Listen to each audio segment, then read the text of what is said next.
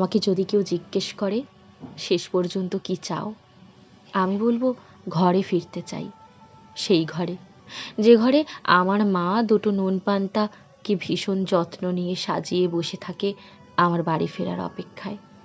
সেই ঘরে, যে ঘরে আমার বাবার ঘামে ভেজা জামাখানা আমার চোখের সামনে ঝোলানো থাকে আলনায়, যে জামার প্রতিটি সুতোয় গাঁথা আছে আমার জন্য মঙ্গল কামনা। সেই ঘরে, যে ঘরের রংচটা দেওয়ালে আমার শৈশবের প্রত্যেকটা দুষ্টুমি, বদমায়েশি, ছেলে মানুষি আর বেড়ে ওঠার সাক্ষী। সেই ঘরে, যে ঘরে আমার রাগ অভিমানের দাম দেওয়ার লোকের অভাব নেই।